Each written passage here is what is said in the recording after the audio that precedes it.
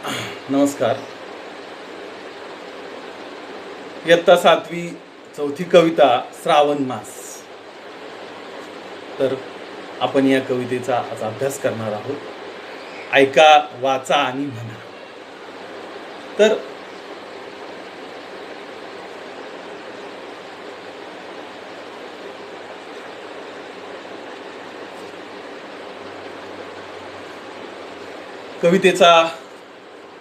कवितेचा थोडक्यात परिचय.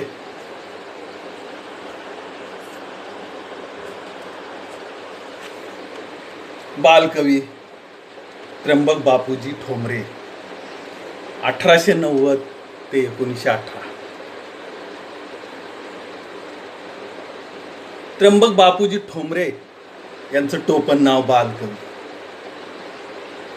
अर्थात बालकवी म्हणजे लहान मुलांचे कवी, निसर्ग कवी म्हणून ते प्रसिद्ध. आणि बालकवींनी अर्थातच बालकवी म्हटल्यानंतर बालवयातच त्यांनी कविता लेखनाला प्रारंभ केला. अतिशय सुंदर अशा बालकवींच्या कविता आहेत. उदाहरणार्थ तुम्हाला आठवत असेल तर, या बालांनो या रे या, लवकर भर सारे या, मजा करा रे मजा करा, आज दिवस तुमचा समजा, स्वस्त बसे तोची फसे, नवभूमी दाविन मी, या नगराला लागुनिया, सुंदर ती दुसरी दुनिया. अशा सुंदर बाल कविता ज्यांच्या प्रसिद्ध आहेत, अशी अतिशय सुप्रसिद्ध कवी. एका बालकवीबाबत खूप काही सांगण्यासारखं आहे. 1970 साली जळगाव येथे भरलेल्या 1970 साली जळगाव येथे भरलेल्या कवी संमेलनामध्ये त्यांना बालकवी म्हणून गौरवण्यात आलं. बालकवींची कविता हा त्यांचा काव्यसंग्रह प्रसिद्ध आहे. तर मित्रांनो, आपल्याकडे तसं संगीताचे इन्स्ट्रुमेंट साधने वगैरे नाही आहेत जास्तीचं, परंतु जसं जमल तसं आपण ही कविता गाण्याचा प्रयत्न करणार आहोत, म्हणण्याचा प्रयत्न करणार आहोत. तसं आपण काही गायक नाही आहेत आणि आपल्याकडे काही इन्स्ट्रुमेंट पण नाही आहेत, तरी पण हा आपला प्रयत्न आहे. तर कविता तुम्ही ऐकायची आहे, नंतर तुम्ही वाचायची आहे आणि म्हणायचा प्रयत्न करायचा आहे. तर पहा कविता. श्रावण मासी हर्ष मानसी, हिरवळ दाटे चोहीकडे, क्षणात येते सरसर शिरवे, क्षणात फिरून ऊन पडे. श्रावण मासी हर्ष मानसी, हिरवळ दाटे चोहीकडे, क्षणात येते सरसर शिरवे, क्षणात फिरून ऊन पडे. वरती बघता इंद्रधनुचा गोफ दुहेरी विणलासे, वरती बघता इंद्रधनुचा गोफ दुहेरी विणलासे, मंगल तोरण काय बांधिले, नभो मंडपी कुणी भासे. झालासा सूर्यास्त वाटतो सांज, हा तो उघडे, तरु शिखरावर उंच घरावर, पिवळे ऊन पडे. उठती वरती जलदावरती, अनंत संध्या राग पहा, सर्व नभावर होय रेखिले, सुंदरतेचे रूप महा. उठती वरती जलदावरती, अनंत संध्या राग पहा, सर्व नभावर होय रेखिले, सुंदरतेचे रूप महा. बलाक माला उडता भासे, कल्पसुमांची माळची ते, उतरून येती अवनीवरती, ग्रह गोलचिकी एकमते. फडफड करुनी भिजले आपुले, पंख पाखरे सावरती, सुंदर हरणी हिरव्या कुरणी निज बाळासह बागडती. फडफड करुनी भिजले आपुले पंख पाखरे सावरती. सुंदर हरणी हिरव्या कुरणी निज बाळासह बागडती. खिल्लारे ही चरती राणी गोपही गाणी गात फिरे. मंजुळ पावा गायतयाचा श्रावण महिना एक सुरे. सुवर्ण चंपक फुलला विपिनी सुवर्ण चंपक फुलला विपिनी रम्य केवडा दरवळला. पारिजातही बघता भामा रोषमणीचा मावळला. सुंदर परडी घेऊन हाती पुरोफ कंठी शुद्धमती. सुंदर बाला या फुलमाला रम्य फुले पत्री कुडती. देवदर्शना निघती ललना देवदर्शना निघती ललना. हर्ष मायना हृदयात वदनी त्यांच्या वाचून घ्यावे श्रावण महिन्याचे गीत. श्रावण महिन्याचे गीत. श्रावण मासी हर्ष मानसी हिरवळ दाटे चोहीकडे. क्षणात येते सरसर शिरवे क्षणात फिरुनी ऊन पडे. क्षणात फिरुनी ऊन पडे. क्षणात फिरुनी ऊन पडे. अतिशय सुंदर अशा प्रकारची ही कविता आहे. तर या कवितेवरती विद्यार्थी मित्रांनी अभ्यास करायचा आहे. शब्दार्थ दिलेले आहे. तर पान नंबर 101 आणि 102 वरती शब्दार्थ आहेत. तर हे शब्दार्थ पहा. हर्ष बरोबर आनंद. मानसी बरोबर मनाला. लिहून घेऊ शकता. हर्ष बरोबर आनंद. मानसी बरोबर मनाला. शिरवे म्हणजे पावसाच्या सरी. नभो मंडपी म्हणजे नभ म्हणजे आकाश. आकाश रूपी मंडपात. बलाकमाला. बलाकमाला. बलाक म्हणजे बगळे आणि माला म्हणजे रांग. म्हणजे बलाकमाला म्हणजे उडणाऱ्या बगळ्याची रांग. अवनी. अवनी बरोबर पृथ्वी. पृथ्वी धरणी. पावा. पावा बरोबर बासरी. गाय. गाय बरोबर गात. गाय म्हणजे गायन. गाय गाणे गात. सुवर्ण चंपक. सुवर्ण म्हणजे सोने. चंपक म्हणजे चाफा. सुवर्ण चंपक बरोबर सोन चाफा. विपिनी. विपिनी बरोबर अरण्यात. विपिनी म्हणजे अरण्य. विपिन म्हणजे अरण्य. विपिनी म्हणजे अरण्यात किंवा वनात. भामा. आता या ठिकाणी पौराणिक पात्र आहे भामा. भामा म्हणजे स्त्री पण होते, पण भामा या ठिकाणी भामा म्हणजे सत्यभामा, भगवान श्रीकृष्णाची पत्नी. ती कथा आपल्याला माहित असेल की ती इंद्राच्या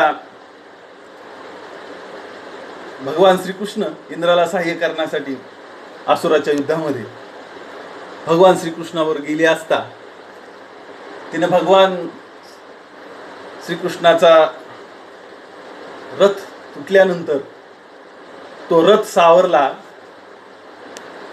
आणि इंद्राला विजय मिळवला. इंद्राला आणि भगवान श्रीकृष्णाला विजय मिळाला. आणि भगवान श्रीकृष्णानं सत्यभामेला एक पारिजातक नावाचं एक सुंदर फुलाचं झाड एक आठवण म्हणून दिलं आणि ते झाड सत्यभामेच्या दारात लावलं गेलं. अतिशय सुंदर अशा प्रकारचं हे झाड पारिजातकाच. तसं सुवर्ण चंपक म्हणजे सोन चाफा. आणि पुढे उल्लेख आलेला आहे पारिजातकाचा. तर ही भामा सत्यभामा श्रीकृष्णाची पत्नी. हा तर पुढे सांगणार आहे मी. रोष बरोबर राग. राग सत्यभामेला राग आला होता भगवान श्रीकृष्णाचा वगैरे ते कथा आहे. पुरोपकंठी म्हणजे नगराजवळील बागेत. पुरोपकंठी. ललना बरोबर स्त्रिया. ललना बरोबर स्त्रिया समानार्थी शब्द आहेत, नीट लक्षात घ्या. तर अशा रीतीनं आपण शब्दार्थ पाहिले. तर पहा,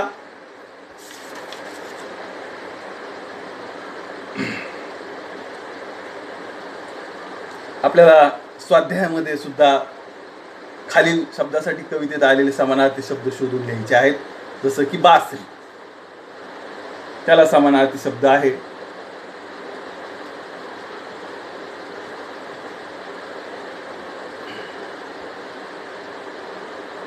मंजुळ पावा, म्हणजे पावा. पावा हा समानार्थी शब्द आहे.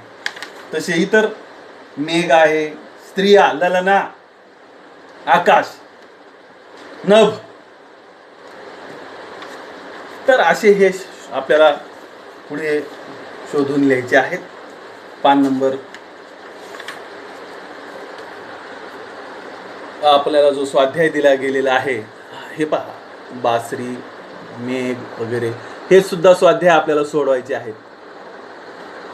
पहिला पाऊस आल्यावर, सरी कोसळल्यावर.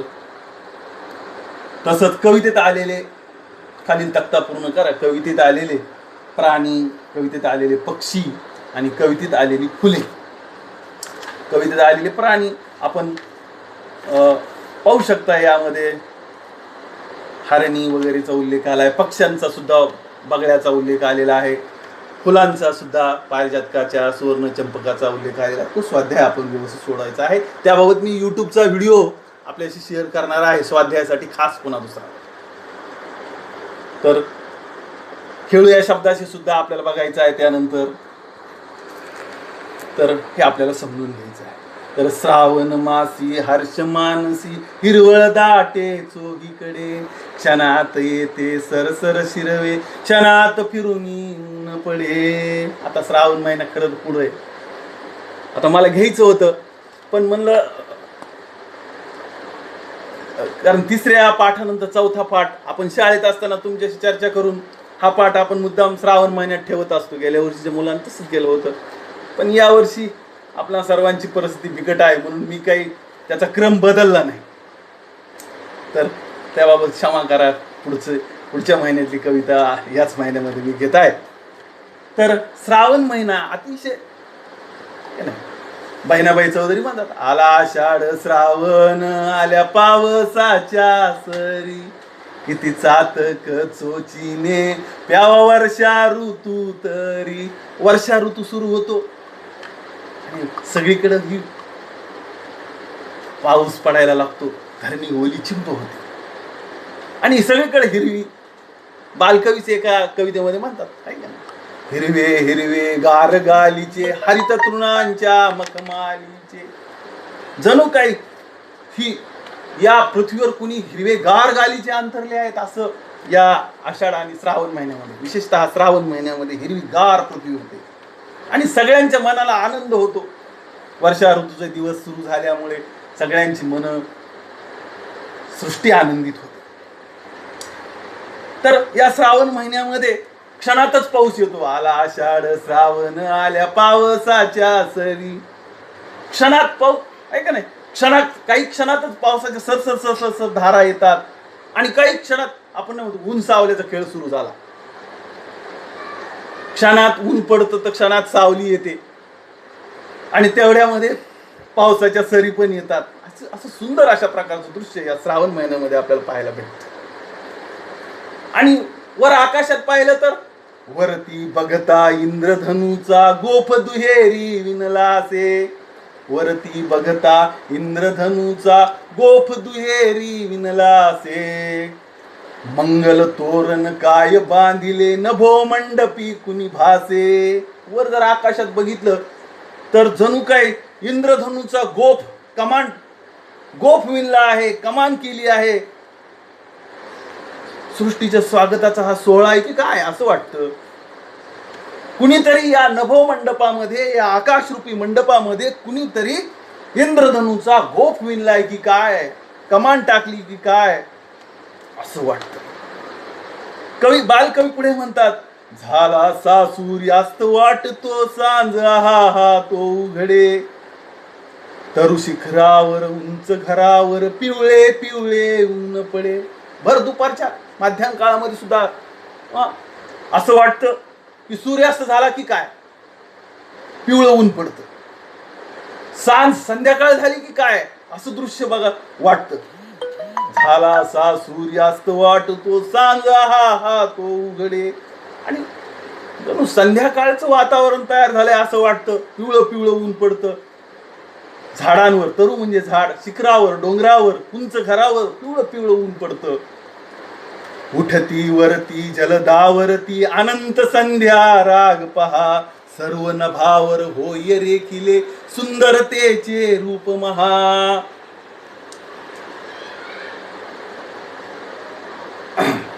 सगळ्या मेघावरती, उठती वर, जलद म्हणजे मेघ, वेगवेगळ्या प्रकारचे जणू काही संध्या राग आपल्याला पाहायला भेटतात. वेगवेगळ्या प्रकारचं दृश्य आकाशामध्ये, नभामध्ये आपल्याला पाहायला भेटतं. आणि सर्व आकाशामध्ये एक सुंदर अशा प्रकारचं रूप महान असं रूप, एक सुंदर अशा प्रकारचं दृश्य रेखाटलंय की काय, चित्रिलंय की काय असं आपल्याला वाटतं. बलाक माला उडता भासे कल्पसुमांची माळची, ते उतरून येती अवनीवरती ग्रह गोल चिकी एकमते.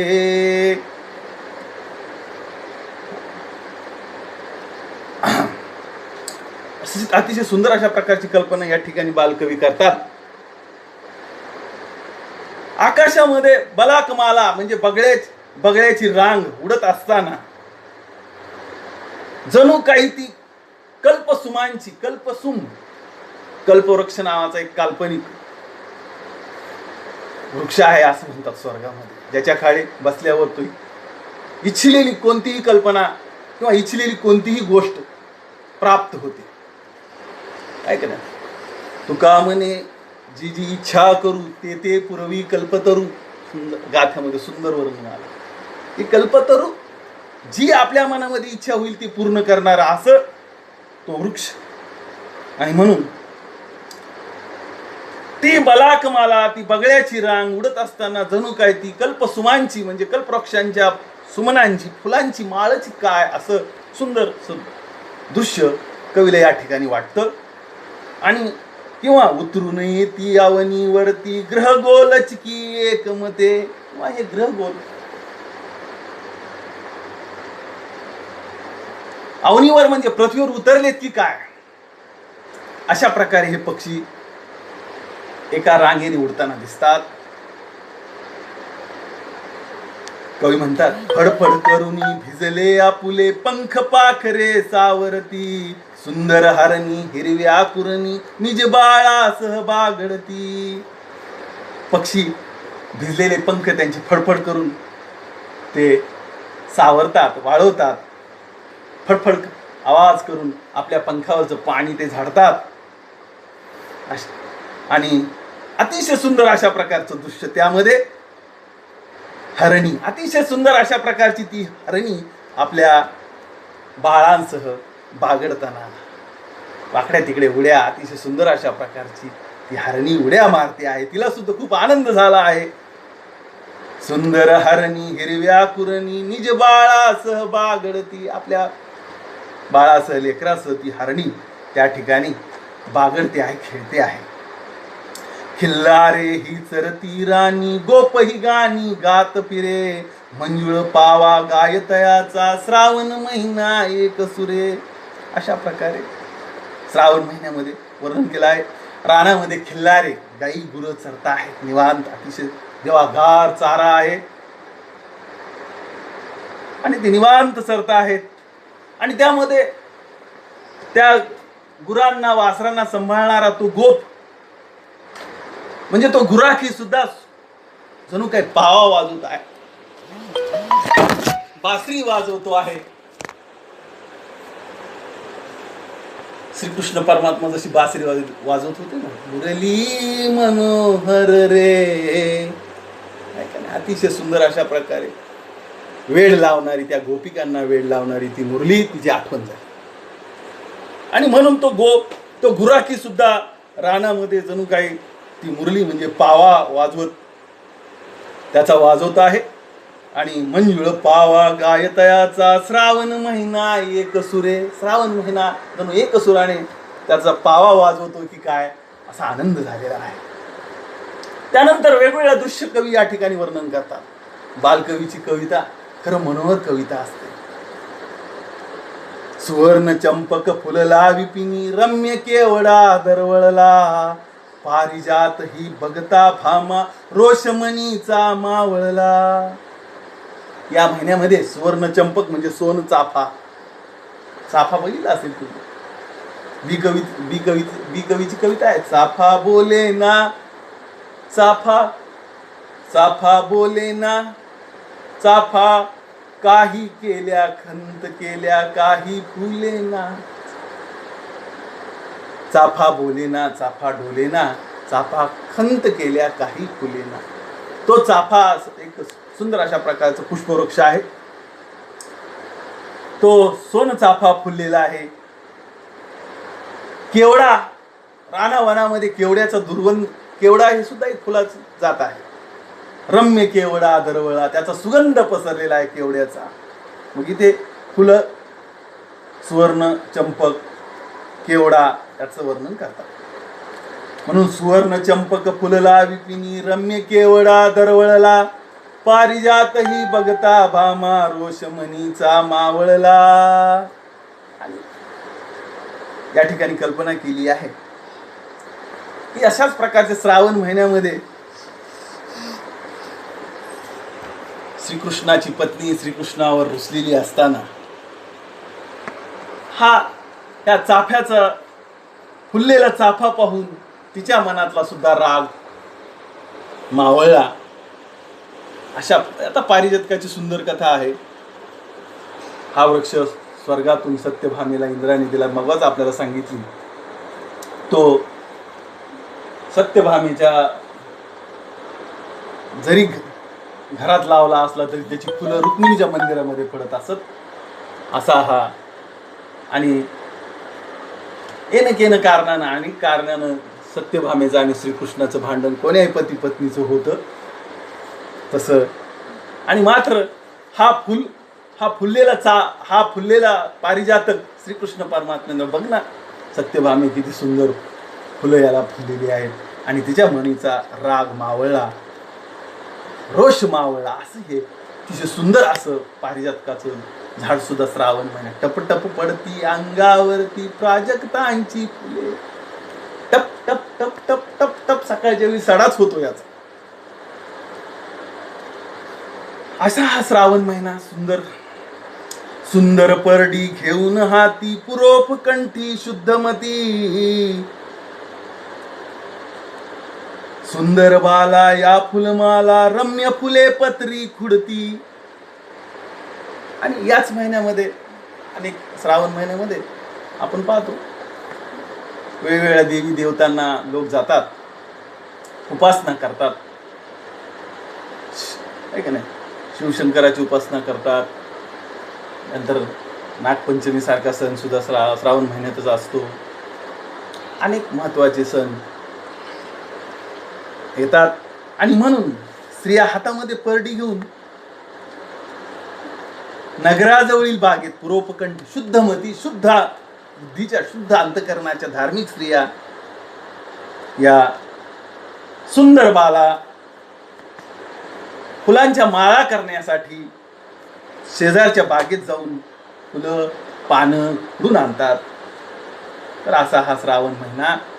देवदर्शना निगती ललना, देवदर्शना निगती ललना, हर्ष मायना हृदयात, वदनी त्यांच्या वाचून घ्यावे श्रावण महिन्याचे गीत, श्रावण महिन्याचे गीत. तर अशा प्रकारच्या या स्त्रिया देवदर्शनाला स्त्रिया निघतात. त्यांच्या आनंद हृदयात नसतो, मावेना अशी परिस्थिती असते.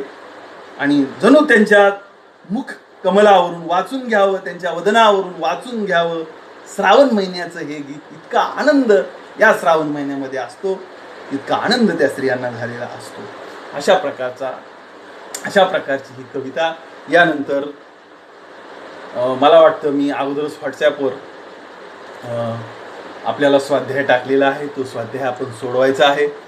त्यानंतर मी स्वाध्यायाचा सुद्धा एक स्पेशल यूट्यूब व्हिडिओ आपण तो पाहायचा आहे. आणि त्या पाहिल्यानंतर त्यात उत्तरं वगैरे संपूर्ण दिलेली आहे, त्या उत्तरांचं एकदा अवलोकन करायचं आहे आणि मग आपण दिलेला स्वाध्याय आपण सोडून मला सेंड करायचा आहे. धन्यवाद. तर ही कविता आपल्याला निश्चित आवडली असेलच, आणि आवडली असेल तर आपण मला लाईक करा, शेअर करा, सबस्क्राईब करा.